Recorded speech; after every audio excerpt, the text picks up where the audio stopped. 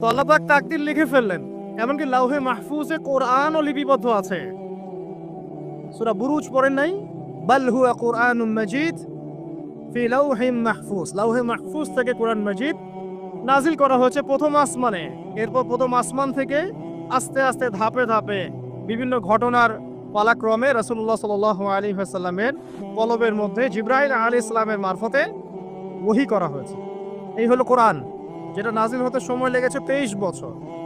তো লাউহে মাহফুজ আল্লাহ রাব্বুল আলামিন সব লিখে ফেললেন। এভাবে 6 দিন, আল্লাহ পাকের হিসেবে 6 দিন কত লম্বা আল্লাহ ভালো জানেন। 6 দিনে আল্লাহ রাব্বুল আলামিন এরপর সৃষ্টি করলেন পুরো মহাবিশ্ব। পুরো মহাবিশ্ব বলতে আমি শুধু পৃথিবীর সৌরজগৎ বুঝাচ্ছি না।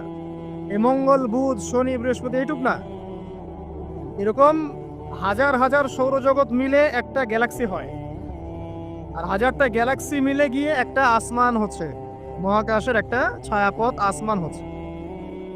তো এরকম 7টা আসমান বা 7টা মহাবিশ্ব আল্লাহ পাক সৃষ্টি করলেন মাত্র 6 দিনে। কয় দিনে?